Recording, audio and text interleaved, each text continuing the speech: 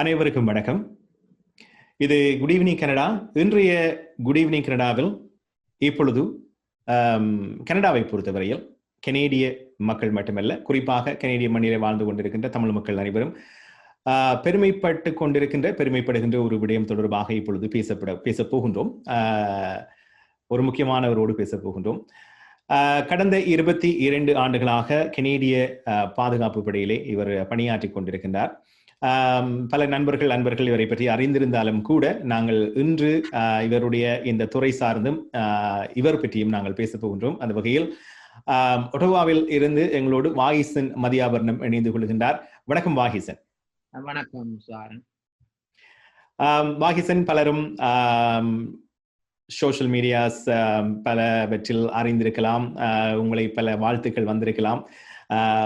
உங்களை பற்றி அறிந்தவர்கள் பலரும் இருக்கலாம். இருந்தாலும் பல கேள்விகள் இருந்தாலும் கூட எனக்கு முதலில் ஆரம்பிப்பதற்கு வாகிசன், நீங்கள் எவ்வளவு காலம் எங்களுடைய தாயகத்தில் இருந்து வெளிக்கிட்டு உங்களுடைய இந்த பயணம் குறித்து சொல்லுங்கள்.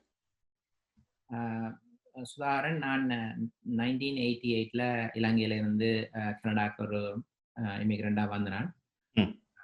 யாழ்ப்பாண இந்து கல்லூரியின் பழைய மாணவன். அங்க விடுதியில இருந்தேன். வவுனியால கூட காலம் இருந்து வவுனியால கான்வென்ட்ல படிச்சு, அப்புறம் மகாவித்தியாலயத்துல படிச்சு, அப்புறம் ஹிந்து காலேஜுக்கு போனேன். அங்க ஹாஸ்டல்ல இருந்தேன். எங்க உங்களோட ஊர் வந்து எங்க? தெல்லிப்பள மாவட்டம். எங்களுடைய அம்மாண்ட ஊர், அப்பாண்ட ஊர் ஆனக்கோட்டை. நீங்க பிறந்தது வந்து ஆனக்கோட்டை? இல்ல, நான் பிறந்தது வந்து துக்கியமங்கோயிலுக்கு முன்னால மரி பண்ணினது அளவட்டி. கனடாக்கு 88ஆம் ஆண்டு அகதியா வந்தான் என்னோட சிஸ்டரும். மற்றது எங்க கனடால வந்து எங்க முதல்ல இருந்து நீங்க? டொரண்டோக்கு வந்தேன். டொரண்டோல இருந்து நீங்க? முதல் வந்து அமெரிக்காவுக்கு தான் வந்தேன். அமெரிக்கா வந்து அமெரிக்கால இருந்து தான் கனடாக்கு போர்டர் கிராஸ் பண்ணி வந்தது. வந்த வயசு நான் நினைக்கிறேன் இளவயசாக இருக்கும். வந்து என்ன இங்க கல்வி கட்டீர்களா அல்லது வேலையா எப்படி? உங்களுக்கு தெரியும், நாங்கள் அகதியா இங்க வரைக்கும் நிறைய கடன் பட்டு வந்திருக்கோம். அப்ப நான் வந்தேன். அப்ப அந்த வந்த உடனே அந்த கடனை கொடுக்கணும். நாங்கள் ஒரு மிடில் கிளாஸ் ஃபேமிலி. அப்ப ஒரு டெலிகம்யூனிகேஷன் இதுல வந்து ஒரு ஸ்டாஃப் அசிஸ்டன்ட். எனக்கு 5 பேர் என்னோட சேர்த்து. அப்ப பெரிய ஃபேமிலி. அந்த ஒர்க் பண்ண வேண்டிய ஒரு கட்டாய தேவை இருந்தது. பட் இருந்தாலும் நான் பள்ளிக்கூடத்துக்கு போனேன். விக்டோரியா செகண்டரி ஸ்கூல்ல நான் படிச்சேன். படிச்சுக்கொண்டு ஃபுல் டைமா ஒர்க் பண்ணி ஃபுல் டைமா படிச்சேன். என்ன துறையில படிச்சீங்க? அந்த துறையிலேயே பின்பு பணியாற்றினீர்களா? இல்ல, நான் ஜெஃப்னா வந்து கமர்ஸ், அக்கவுண்டிங், ஃபைனான்ஸ் படிச்சேன். நான் ஜெஃப்னா அட்வான்ஸ் லெவல் அங்க எடுத்து போட்டு தான் இங்க வந்தேன். அப்ப நான் இங்க வந்து கிரேட் 11 கிரேட் 11 படிச்சு, அப்புறம் கிரேட் 12 படிச்சது. இதை வந்து இங்க நாங்கள் டிரான்ஸ்லேட் பண்ணி அந்த OSSD கிரெடிட் அதெல்லாம் எடுத்துக்கொண்டு நான் யூனிவர்சிட்டிக்கு போறதா தான் யோசிச்சு தொடங்கினது. பிறகு நாங்கள் எதிர்பார்த்ததை விட காசுகள் திருப்பி கடன்கள் கட்ட வேண்டிய ஒரு சூழ்நிலையும், தொடர்ந்து எதிர்பார்த்த மாதிரி நல்ல சம்பளங்கள்ல வேலை எல்லாம் ஒர்க் ஜாப் எல்லாம் செய்தது. கென்டக்கி ஃப்ரைட் சிக்கன்ல ஒரு குக்கா வேலை செஞ்சினான். அப்புறம் கேஸ் ஸ்டேஷன்ல வேலை செஞ்சினான். அப்புறம் நியூஸ் பேப்பர் போட்டிருந்தான். போட்டு பிறகு அந்த gas station, news paper, Kentucky fried chicken அதெல்லாம் வேலை செஞ்சு படிச்சு கொண்டிருக்கேங்க தான் இந்த மிலிட்டரின்ற இது வந்தது. அப்படியே நான் மிலிட்டரி ஜாயின் பண்ணிட்டேன். இந்த இப்படியான துறையில், அதாவது இந்த கனடிய பாதுகாப்பு படைப்பிரிவிலே பணியாற்ற வேணும் என்று சின்ன வயசுலயே உங்களுக்கு ஆசையா, அல்லது இங்க வந்து நீங்க பார்த்து அதுல இணைஞ்சு கொள்ளணும்னு நினைச்சீங்களா? அது எப்படி அந்த சம்பவம் வந்தது, அதை பற்றி சொல்லுங்க. வந்து நான் ஒரு 10 வயசுல இருக்கேன். நான் 79ஆம் ஆண்டு 1979 இலங்கையில வந்து என்னுடைய ஒரு தாய்வழி உறவு மாமா ஒரு ஆள் திருவேந்திரன் சொல்லி, அவர் ஸ்ரீலங்கன் ஏர்போர்ட்ஸ்ல ஒரு ஃபிளைட் லெப்டினன்ட் என்ஜினியரா இருந்தவர். அவர் 30 வயதுல மரணம் அடைஞ்சிட்டார். அவர் ஒரு ஹை பொசிஷன்ல இருந்தவர்.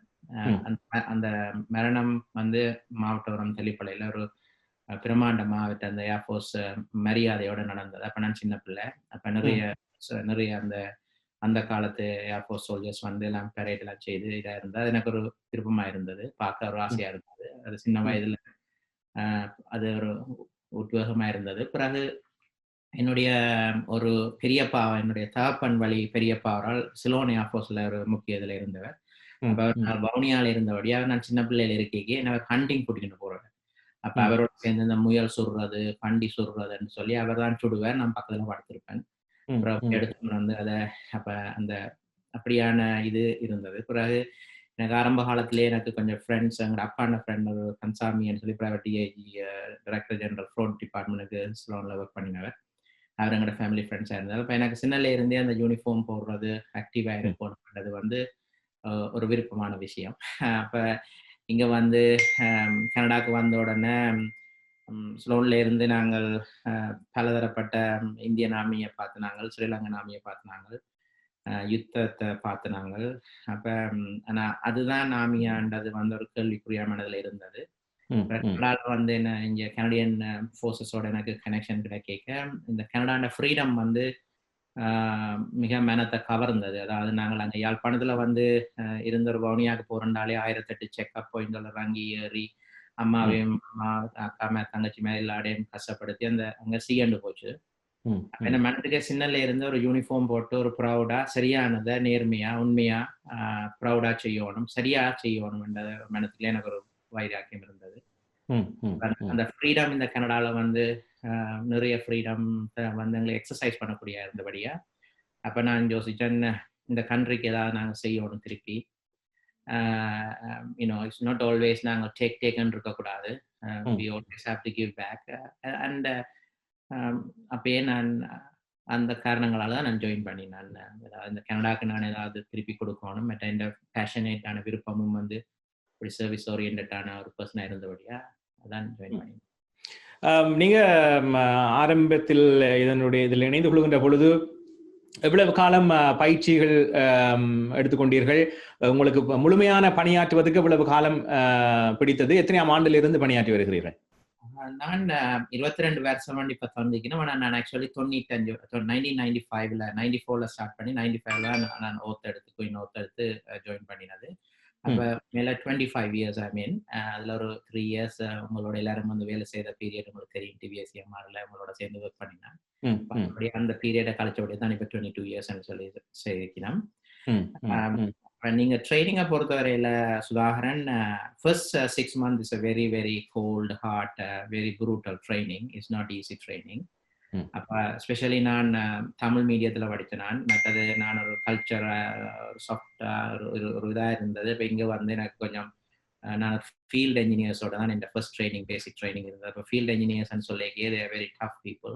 நான் ஒரு ஸ்மால் மேட் அப்போ. பட் யூனோ தட் எங்களோட ஸ்மால் மேடுண்டா பற்றி பிரச்சனை இல்லை. எங்களோட மைண்ட் ஸ்ட்ராங்காக இருந்தால் வி கேன் அச்சீவ்ன்றது அதில் நான் கொஞ்சம் பார்க்கக்கூடிய இருந்தது. எனக்கு லாங்குவேஜும் ஒரு டிஃபிகல்ட்டாக இருந்தது. வந்த புதுசில் F9 படித்தது, தமிழ் மீடியத்தில் படித்தது. அப்போ நாங்கள் இருந்து ஒரு நல்ல ஹை ஸ்டாண்டர்ட் இங்கிலீஷில் நான் வேற இல்லைங்க.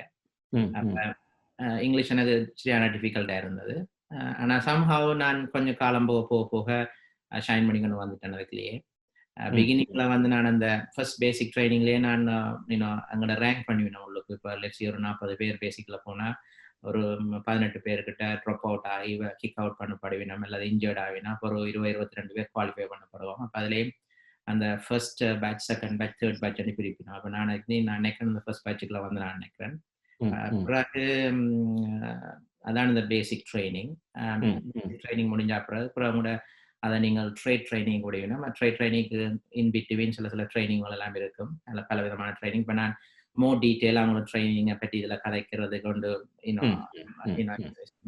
இல்ல சாதாரணமா நீங்க எவ்வளவு காலம் எடுத்தது என்பதை தான் கேட்டிருந்தேன். ஒரு 6 மாசம் முதல் ஒரு ட்ரைனிங் முடிஞ்சது. 6 மாசம் intense training for the basic training. அதுக்கு பிறகு ஒரு 2 இயர்ஸ் சும்மா நான் ட்ரைனிங் யூனிஃபார்த்தோட ஒர்க் பண்ணி போட்டு பிறகு நான் ட்ரேட் குவாலிஃபிகேஷனான ட்ரைனிங்களுக்கு போகணும். அது ட்ரேட் குவாலிஃபிகேஷனான ட்ரைனிங் வந்து ஒரு 1 month இருக்கலாம், சில 6 months இருக்கலாம், டிபெண்ட். இப்போ நான் மிலிட்டரியில வந்து தொடங்கிய ஒரு ட்ரேட்ல இருந்தேன். இப்போ வேறு ட்ரேட்ல இருக்கு. நான் மிலிட்டரியில் ஒரு கிட்டத்தட்ட ஒரு 6-7 ட்ரேட்டை நான் டிஃப்ரெண்ட் ட்ரேட்டை ட்ரை பண்ணி பார்த்து இப்போ இருக்கிற ட்ரேட் வந்து ஃபைனான்ஸில் லாஸ்ட் 10 years இருக்கிறேன். இந்த இவ்வளவு விடயங்கள் எல்லாம் சொன்னீர்கள். இந்த விடயங்களில் எல்லாம் பணியாற்றியதன் காரணமாக கிட்டத்தட்ட 22 வருடங்களுக்கு அதிகமாக இப்பொழுது அண்மை காலமாக பலரும் பார்த்து உங்களை பற்றி பேசிக் கொண்டிருக்கிற விடயம் உங்களுக்கான ஒரு சிறப்பு விருது வழங்கப்பட்டது. இது என்ன விடயத்துக்காக உங்களுக்கு வழங்கப்பட்டது? அந்த விருது குறித்து சொல்வீர்களா? அந்த விருதை பற்றியும் அந்த விருது உங்களுக்கு வழங்கப்பட்டதை பற்றியும் சொல்லுங்க. சுதாகரன், அந்த விருதை பொறுத்தவரையில நான் அதை ஒரு சாதாரண விருதை தான் பார்க்குறேன். என்னன்னு சொன்னால், நான் அந்த பிகினிங்ல மிலிட்டரியில சேர்ந்து வந்து ஒர்க் பண்ணி இந்த ட்ரேட் குவாலிஃபிகேஷன் எல்லாம் முடிச்சு நான் வந்து ஒர்க் பண்ணிக்கிட்டு இருந்தது வந்து army land central area head quarters. இப்போ கனடாண்ட இதை வந்து 4 பிரிச்சிருக்கு. நம்ம eastern area, west, central, Atlantic area. எங்களோட ஒன்டாரியோ வந்து ஒரு ஈஸ்டர்ன் ஏரியா. அப்போ அதில் நான் ஒர்க் பண்ணி கொண்டு இருந்து ஒரு நாளைக்கு 5-6 வருஷத்துல எனக்கு அங்கே நான் இந்த டெடிகேஷனும் என்னுடைய சாலிட் ஒர்க் எத்திக்ஸும் என் ப்ரொஃபஷனலிசத்தையும் அப்ரிஷியேட் பண்ணி அந்த லேண்ட் ஃபோர்ஸ் சென்ட்ரல் ஏரியாவுக்கு எனக்கு best soldier of the year award ஒரு பெரிய ஒரு அவார்ட் ஒன்று கிடைச்சது. அந்த அவார்ட் இதில் இருக்குது. ஆக்சுவலி அதான் என் ஃபர்ஸ்ட் அதுக்குள்ள இந்த பேசிக் ட்ரைனிங்ல வர குவாலிஃபிகேஷன் சர்டிஃபிகேட்டை விட அந்த நானா கனவேரோட என்னை வேல்யூவேட் பண்ணி எனக்கு கிடைச்ச ஒரு பேட் இந்த பேக் என்ன புஷ் பண்ணி என்ன அப்ரிஷியேட் பண்ணின அவார்ட் அந்த அவார்ட். அது இப்போ உங்களோட டொரண்டோ டவுன்ஸ் வியூ கேம்ப்ல வந்து அந்த எனக்கு தந்த இது எனக்கு வீட்டை கொண்டு வர தந்தது. ஒரு பெரிய ஒரு தேர்டியம் வந்து அங்கே வச்சிருக்கேன். அப்போ ஒவ்வொரு வருஷமும் அதில் வாராக பேர் போட்டிருக்கோம். அப்போ நான் ஜாயின் பண்ணி என் பேர் வந்து மதியாவரணம் இருந்தது. உங்களுக்கு தெரியும், எங்களோட நேம் பெருசு. நான் அப்புறம் நேமை ஸ்விட்ச் பண்ணி நான் வாகிசன் சொல்லி அப்போ அந்த ட்ரோஃபில என்ன மதியாவரணம் பேர் தான் இருக்கும். அது இப்போ அவங்க டொரண்டோல இருக்கு. இன்னும் 100 இயர்ஸுக்கு அங்கே இருக்கும். அப்ப அந்த அவார்ட் தான் முதல் அவார்ட். பிறகு கனகன அவார்ட் சொல்லி எனக்கு கிடைச்சது. நிறைய அவார்ட் கனகன அவார்ட் எல்லாம் கிடைச்சது. அப்புறம் 12 இயர்ஸ்ல வந்து இன்னொரு இந்த CD1 சொல்லி சிடின்னு சொல்லி கனேடியன் டெக்கரேஷன் அவார்ட் கிடைச்சது. அப்புறம் இப்போ 22 இயர்ஸ்ல இந்த CD1 பேசிக்கலி நீங்கள் குட் கண்டக்ட், நீங்கள் discipline, you don't have any problems, you have a clean record, you have கண்ட்ரிபியூட்டட்னு சொன்னா pretty much ஒரு லெட்ஸ் ஒரு எக்ஸாம்பிளுக்கு ஒரு 40,000 ஆர்ம் ஃபோர்ஸஸ் இருந்தால் அதில் ஒரு 10,000 பீப்புளுக்கு இது கிடைக்கும். அப்போ அதில் நான் முதல் தமிழனாக வந்து இப்படி எடுத்ததுன்றது ஒரு சந்தோஷமான விஷயம். ஆனால் அது நான் ஒருத்தருக்கு நானா சொல்லல. அது இந்த செரிமனி நடக்க என்னோட ஒயிட் ஃப்ரெண்ட் ஒரு ஆள் அதை வந்து படம் எடுத்து தன் ஃபேஸ்புக்கில் போட்டதை என்னுடைய ஜெஃப்னா இந்துகாலேஜ் ஃப்ரெண்ட் ஒரு ஆள் அதை கொண்டே ஷேர் பண்ணி ஜெஃப்னா இந்துகாலேஜ் பிரின்சிபலுக்கு இன்ஃபார்ம் பண்ணத்தான் அவர் அங்கே ஃபேஸ்புக்கில் போட்டபடியே தான் இப்படி உலகம் முழுக்க இந்த கதை பெரிய விஷயமா வந்தது. இல்லை, அது உண்மையிலேயே மகிழ்ச்சியான விடயம் தானே. அறிவிக்கப்பட வேண்டிய விடயம், தெரிந்து கொள்ள வேண்டிய விடயம். ஆகவே நீங்கள் பலருக்கு வருகின்ற காலங்களில் வாரங்களில் முன்னுதாரணமாக கூட இருக்கலாம். ஆகவே அதுல எந்த தயங்க வேண்டிய அவசியம் அல்ல. இந்த சாதிக்க நினைக்கிறாரு ஒரு சின்ன விஷயம். நிச்சயமாக அதுக்கு முன்கூட்டிய வாழ்த்துக்களை தெரிவித்துக் கொள்கிறோம் வாய்சன். இந்த இப்ப உங்களை மாதிரி இப்ப நீங்க எப்படி இந்த கனேடிய பாதுகாப்பு படையில் இருக்கிறீர்களோ அதே மாதிரி இப்பொழுது தமிழ் மக்களை எடுத்துக்கொண்டிருக்கலாம். ஆனால் இளம் சமூகத்தில் பலர் இப்பொழுது டொரண்டோவை பொறுத்தவரையில் காவல்துறையில் பணியாற்றி கொண்டிருக்கின்றார்கள். இன்னும் எத்தனையோ துறை, பாதுகாப்பு துறையை பொறுத்தவரையில் எத்தனையோ துறைகளில் பணியாற்றி கொண்டிருக்கின்றார்கள். எங்களுக்கு தெரியாமல் கூட இன்னும் இப்பொழுது உங்களுடைய கல்லூரி அடையாளப்படுத்தியது போல இன்னும் பலருக்கு அந்த அடையாளம் வெளியில் தெரியாமல் கூட இருக்கலாம். ஆனால் இது தெரிந்து கொள்ள வேண்டும் கட்டாயம். காரணம், எங்களுடைய அங்கிருந்து நீங்கள் சொன்னது போல ஒரு அகதியாக வந்து இப்படியான ஒரு நாட்டிலே இப்படி ஒரு துறையிலே பணியாற்றுவது என்பது எங்களுடைய சமூகம் பெருமைப்பட வேண்டிய ஒரு விடயம். அந்த வகையில் இந்த ஏனைய தமிழ் மக்கள் இந்த இப்படியான துறைகளை சாதாரணமாக எங்களோட குடும்பம்னா என்ன சொல்லிடணும்னா டாக்டரா படி, என்ஜினியரா படி, இதுதான் ஆகக்கூடியதா சொல்லிடணும். இல்லைன்னா பிள்ளைகளோட விருப்பத்துக்கு ஒன்றும் விட மாட்டோம். ஆனா இப்ப பாத்தீங்கன்னா அந்த பிரிவெல்லாம் இந்த டாக்டர், என்ஜினியர் அதெல்லாம் பிரிஞ்சு இப்ப வேற துறைன்னு வந்துட்டுது. இந்த துறையில பணியாற்றுவைக்கு பற்றி நீங்க என்ன நினைக்கிறீங்க? Swaran, this country is a wonderful country. This is a land of opportunity. நீங்களும் இலங்கையிலிருந்து வந்து நான் இலங்கையிலிருந்து நாங்கள் எங்கள் தமிழாக்கள் எவ்வளவு கொடுக்கப்பட்ட நாங்கள் ஜெஃப்னாயிண்டுல 4A எடுத்தவனும் மார்க்ஸ் எடுத்தவனுமே யூனிவர்சிட்டிக்கு போயிடாம போனபடியாத்தான் இன்னும் சில தரப்படத்துல எல்லாம் நடந்தது. நாங்கள் அப்படி சரியா அடக்குமுறையில இருந்து வந்தபடியா உங்களுக்கும் எனக்கும் தெரியும் இந்த கண்ட்ரில எங்களுக்கு கிடைச்ச ஃப்ரீடம். டாக்டர், என்ஜினியர், அக்கௌண்டன்ட், பிஸ்னஸ் சொல்றது அது வந்து எல்லாம் it is a noble, very noble trade and qualifications and having the விருப்பம். It's about passion. My passion is about serving people, serving, giving something back to the country, or giving something back to my school, or giving something back to my family. Nelson மண்டேலாவை எனக்கு நல்லா பிடிக்கும். அப்படி நிறைய விஷயங்களை நாங்கள் சொல்லலாம். என்ன நான் சொல்ல வரேன்னு சொன்னா, அவரவர் விருப்பமான துறையில வந்து படிச்சு வரலாம். ஆனா end of the day when you look back, are you satisfied, or are you happy? And then the first question.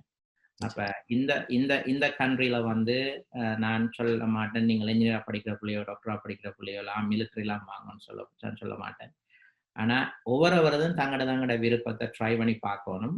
அந்த ஃபர்ஸ்ட் டைம் அவள் ட்ரை பண்ணி பார்க்க அவளுக்கு அந்த பேஷன் இல்லை, அவளுக்கு இன்ட்ரெஸ்ட் இல்லைன்னு சொன்னா there's always a second option இருக்கணும், தேர்ட் ஆப்ஷன் இருக்கணும். அதை ட்ரை பண்ணி திரும்பி மேல எழுமினா நாங்க தமிழாக்கள், நாங்கள் ஒரு காலம் பயப்படக்கூடாது. நாங்கள் ஒரு காலம். ஆனா இப்ப இன்னொரு விஷயம் இதுல இருக்கு என்னன்னா, எங்களுக்கு என்ன துறை விருப்பமாக இருந்தாலும் கூட அந்த துறையில் வளர விடாமல் அல்லது அந்த துறையில் நாங்கள் போக விட முடியாமல் சில தடங்கல்கள் வரலாம். இப்ப நீங்க கூட இந்த பாதுகாப்பு படையை தெரிவு செய்கின்ற பொழுது உங்களுக்கு வீட்டில் எதிர்ப்பு ஒன்றும் வரவில்லையா? இல்ல, அது நீங்க கேட்கிற கேள்வி நல்ல கேள்வி வந்ததுதான். நான் அதான் இலங்கையில வந்து என்னன்னு சொன்னா, அந்த வறுமை கோடுகள் மிடில் கிளாஸ்ன்னு சொல்லி நிறைய இருக்கிறபடியா அங்க இருக்கிற சனத்துக்கு வந்து இன்ஜினியர் டாக்டரா அக்கௌண்டன்டா வந்தா தான் வாழ்வாதாரம் என்ற ஒரு சாய்ஸ் இருக்குது. இங்க பொறுத்தவரையில இது ஒரு land of opportunity. This is a fantastic country, right? இது ஒரு கேபிட்டலிசம் கண்ட்ரி. அப்ப இங்க வந்து நீங்கள் கட்டாயம் இன்ஜினியரா தான், டாக்டரா தான், அல்லது சோல்ஜரா தான் இருக்கணும் இல்லை. உங்களோட பேஷன் ஏதோ இந்த கோல்டான வெதர்ல, இந்த ஒரு பிஸி லைஃப்ல உங்களுக்கு எது பேஷனோ நீங்கள் அந்த டிரெக்ஷனுக்கு போகாட்டி நீங்கள் சக்சஸ்ஃபுல்லா வாரது அல்லது என்றது வந்து என்ன பொறுத்தவரையில கஷ்டம்னு நான் நினைக்கிறேன். அப்ப என் பேரண்ட்ஸும் எனக்கு என்னோட சுத்தி வர இருந்தாக்களும் வந்து முதல்ல என்ன வேற என்ன என்கரேஜ் பண்ணல, என் சிஸ்டரோ என் பேரண்ட்ஸ் என்ன என்கரேஜ் பண்ணல. ஆனா என்ன பொறுத்தவரையில நான் ஒரு ஃப்ரீடத்தை விரும்புறேன். நான் என் ஒய்ஃபையோ என் பிள்ளைகளையோ இல்லை என் பிரதர்ஸ் சிஸ்டர்ஸையோ நான் கண்ட்ரோல் பண்ணி மைக்ரோ மேனேஜ் பண்ற ஆள் இல்லை நான். we have to let them flourish whatever they want. ஆனா அவளோட நாங்க டீமா சேர்ந்து ஒர்க் பண்ணிக்கதான் பிறகு அவன் பெஸ்ட் எதுன்னு தெரியும். இப்ப இந்த டாக்டர் வந்து சங்கீதம் பாடுறா அல்லது வயலின் வாசிக்கிறான்னா நான் எனக்கு பிடிச்ச கனிவ சங்கீதம் பாட சொல்லலாம். அவருக்கு எது விருப்பமோ அதைத்தான் செய்யணும். இந்த country is a land of opportunity. We can do whatever we want. It's not about money, it's not a problem. எங்களுக்கு இங்க ஒரு கஷ்டம் இல்லை. இலங்கையில வந்து நீங்கள் இதை செய்தா தான் நீங்கள் இப்படி வரலாம்னு சொல்லி அங்க ஒரு ஃபியர் இருந்தது. இங்க போறதுல அந்த ஃபியர் இருந்தது இல்லை.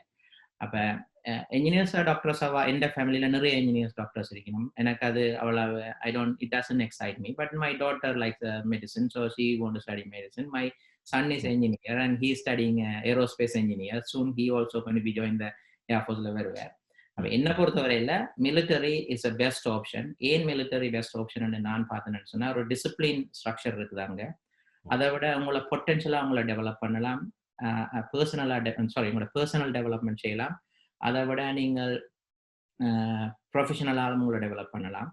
மற்றது நீங்கள் எந்த ஸ்கில்லையும் நீங்கள் லேர்ன் பண்ணலாம். இன்றைக்கு நீங்கள் பைலட்டாக இருக்கலாம், நாளைக்கு நீங்கள் ஒரு நீங்கள் ஒரு அக்கௌண்டண்டாக இருக்கலாம், அடுத்த நாள் நீங்கள் ஒரு டாக்டராக இருக்கலாம். என்ன உங்களுக்கு எது விருப்பமோ அதை நீங்கள் ட்ரெயின் பண்ணலாம். ஒரு 2-3 years 4 or 5 yearsல போய் உங்களுக்கு பிடிக்காட்டியும் நீங்க மாறலாம். மாறேக என்ன உங்களோட சம்பளங்கள் எல்லாம், உங்களோட ட்ரைனிங்கள், உங்களோட பென்ஷன்கள், உங்களோட எல்லா ஃபெசிலிட்டிஸும் அப்படியே இருக்கத்தான் போகுது. only thing you will not going to be அந்த ட்ரேட்ல வந்து நீங்க கனகாலம் இல்லைன்னு சொன்னா நீங்க ப்ரொமோட் பண்ண மாட்டீங்களா. Rank doesn't matter. it's not about the rank or promotion இல்லை, உங்களுக்கு ஜாப் சாட்டிஸ்ஃபேக்ஷன். அப்ப நானே வந்து 4-5 ட்ரேட்ல இருந்து 4-5 ட்ரேட்ல ட்ரை பண்ணி கடைசியாக ஃபைனான்ஸ்ல வந்து நான் பட் ஸ்லோன்ல வந்து நான் அக்கௌண்டிங் ஃபைனான்ஸா படிச்சேன். அப்ப இப்ப எனக்கு ஃபைனான்ஸ்ல வந்து எனக்கு சரியான சந்தோஷமா இருக்கு. எனக்கு ஒர்க் வந்து ஒரு பீஸ் ஆஃப் கேக்கா இருக்குது. அப்ப எது உங்களுக்கு பேஷன்? இப்ப நீங்கள் இருக்கிறீங்க நியூஸ் ரீடரா இருக்கிறீங்க, அதே மாதிரி மிலிட்டரியிலேயும் வந்து நியூஸ் ரீடர்ஸ் இருக்கீங்க. அப்ப நீங்க வந்த இடத்துல நீங்கள் அதை சூஸ் பண்ணி நீங்கள் ஒரு சிவிலியன் சைட்ல நியூஸ் ரீடரா இருக்கிறீங்க. சிலாக்கள் வந்து மிலிட்டரிக்குள்ள வந்து அதே நியூஸ் ரீடிங்க செய்யணும். அப்ப நீங்கள் அந்த மிலிட்டரியை ஓவர் மெட்ட ட்ரேட்டோட சூஸ் பண்றதுக்கு வந்து I think this is in my personal opinion this is a fantastic trait. இல்ல நீங்க சொன்னது முற்றிலும் நான் மட்டுமல்ல அனைவருமே ஏற்றுக்கொள்ளக்கூடிய ஒரு விடயம், பலரும் சிந்திக்க வேண்டிய ஒரு விடயம். பிள்ளைகளை வைத்திருப்பவர்கள், குறிப்பாக கனடிய மண்ணிலே குடும்பமாக குழந்தைகளோடு இருப்பவர்கள், தனியாக ஒரு சில துறைகள் என்று இல்லாமல் நீங்கள் சொன்னது போல ஒரு இப்பொழுது சொன்னீர்களே எனக்கு வேலை செய்வது ஒரு பீஸ் ஆஃப் கேக் என்ற மாதிரி, அப்படி ஒரு வேலையை விரும்பி செய்யறன்றது வந்து எல்லாருக்கும் கிடைக்காது. கட்டாயப்படுத்தி ஒரு கட்டாயமாக நான் செய்ய வேண்டும், எனக்கு காசு வேணுன்றதுக்காக போறதுக்கும் அந்த வேலையை விரும்பி செய்யறதுன்றது மிக மிக முக்கியமான விஷயம். அந்த வகையில அந்த பிள்ளைகளுக்கு வந்து அதை வந்து அவைண்ட துறையில தெரிவு செய்யறதுன்றது மிக மிக முக்கியமான விஷயம். ஆகவே நீங்க சொன்ன விடயங்கள் அனைத்துமே ஏற்றுக்கொள்ளக்கூடியது. நிறைய விடயங்கள் பேசலாம் வாய்சன். நேரம் எங்களுக்கு 1 மணி நேரம் தான் இருக்கிறது. ஆகவே அதுக்குள்ளே நாங்கள் சுருக்கமாக உங்களை பற்றி அறிந்து கொண்டோம். ஆகவே வருகின்ற காலங்களில் நிச்சயமாக எங்கள் சமூகத்தில் இருந்து இன்னும் பலரும் இப்படியான துறைகளுக்கு செல்லக்கூடிய சந்தர்ப்பங்கள் இருக்கின்றன. ஆகவே உங்களுடைய அறிவுரைகளையும் அவர்கள் பார்த்திருப்பார்கள், கேட்டிருப்பார்கள். ஆகவே நிறைவாக இளம் சமூகத்தினர் அல்லது இந்த கனடிய மண்ணில் இருப்பவர்களுக்கு இந்த கனடிய மண்ணை பற்றி ஏற்கனவே சொல்லிவிட்டீர்கள், ஏதாவது கூற விரும்புகிறீர்களா? நிறைவா சொல்ல சொன்னா, யாரும் என்ன எதுக்கும் பயப்படக்கூடாது. இந்த கண்ட்ரில வந்து நீங்க பிழை செய்தா தான் நீங்க பயப்படணும். ஐ டோன்ட் திங்க் நாங்கள் தமிழாக்கள், நாங்கள் சில டிசிப்ளினோட வாழ்ந்த நாங்கள், நல்ல ஃபேமிலி பேக்ரவுண்டோட வந்த ஆக்கள், மெஜாரிட்டியான பீப்புள் பிள்ளையான வழியில போக மாட்டேன்னா. ஆனால் உங்களுக்கு ஆப்பர்ச்சுனிட்டியில இதில் போனால் சரியா, அதில் போனால் சரியான்னு ஒரு கன்சர்ன், ஒரு கொஷனும் இருக்கும். என்னை பொறுத்தவரை மிலிட்ரியை பொறுத்தவரை நீங்கள் எனி டைம் என்னோட எந்த கேள்வியும் கேட்கலாம். நான் அதில் நிறைய அனுபவம் உள்ள ஒரு ஆள். நான் உங்களுக்கு வடிவாக கைட் பண்ணுவேன். நிறைய கைட் பண்ணி நிறைய பேர் இதுக்குள்ள சேர்ந்துருக்கணும். இப்போ நிறைய தமிழாக்கள் இருக்கணும், உங்களுக்கு நல்ல பொசிஷன்ல இருக்கணும், நல்லா இருக்கணும். யங்ஸ்டர்ஸுக்கு நான் சொல்லணும்னா, நீங்கள் ஒரு சந்தர்ப்பத்தில் நீங்க ஃபெயிலியர் ஆனால் அது ஃபெயிலியர்ன்னு சொல்லி நீங்கள் ஒரு புள்ளியான பாதையிலுக்கோ இல்லை நீங்கள் மனம் உடைஞ்சோ போகக்கூடாது. It's always a second and third and fourth options are there. And especially நீங்கள் second and third and fourth option நீங்கள் கன்சிடர் பண்ணி நீங்கள் மிலிட்டரிக்கு வந்தாலோ அல்லது வேறு போலீஸ் ஆஃபீஸராக போனாலோ இல்லை வேறு எந்த துறையில் போனாலும் நீங்கள் அதில் கொஞ்ச காலம் இருந்து சின்சியராக உங்களோட டெடிக்கேட்டடாக ஜென்யூனாக நீங்கள் ஒர்க் பண்ணிக்கின்ற வரைக்கும் உங்களுக்கு நல்ல மென்டர்ஷிப் வந்து கிடைக்கும். அதுக்குள்ள உங்களை அறியாமலே வேறு ஆக்கள் வந்து எனக்கு எல்லாம் நிறைய நல்ல மென்டர் பண்ணுறதுக்கு நிறைய நல்ல ஆக்கள் வந்து வேலைங்கிற தமிழ் ஆக்கள் இல்லை, முழுக்க கனேடியன்ஸ், முழுக்க white people. They're fantastic people. Well, they have a lot of experience. They will guide you. Only thing நீங்கள் வந்து செய்கிற வேலையை வந்து நீங்கள் honest-ஆ, சின்சியரா, ஜென்யூனா ஒர்க் பண்ணணும். You have to give 100%. Whatever you do. நிச்சயமாக இப்பொழுது பாதுகாப்பு படை பிரிவில் தலைமை பிரிவில் இருக்கிற ஹர்ஜித் சஜானை எடுத்துக்கொண்டால் கூட ஒரு சீக் சமூகத்தில் இருந்து வந்து இன்று அவர் ஒரு பெரிய ஒரு பதவியில் இருக்கின்றார். ஆகவே இந்த நாட்டை பொறுத்தவரையில் நீங்கள் சொன்ன மாதிரி நீங்கள் சிறப்பாக செய்தால் அது எந்த துறையாக இருந்தாலும் முன்னுக்கு வர முடியும், தலைமைக்கு வர முடியும். ஆகவே குறுகிய நேரத்தில் அந்த விவரங்களை, உங்களுடைய அனுபவங்கள் சார்ந்த பல விடயங்களை எங்களோடு பகிர்ந்து கொண்டதற்கு நன்றி. நாங்கள் இன்னொரு சந்தர்ப்பத்தில் விரிவாக பேசுவோம். நன்றி வாயிசன், உங்களுடைய நேரத்துக்கும் அந்த தகவல்களையும் உங்களுடைய விருது தொடர்பாக எங்களோடு பகிர்ந்து கொண்டதற்கு. நன்றி சார். நன்றி. தேங்க்யூ.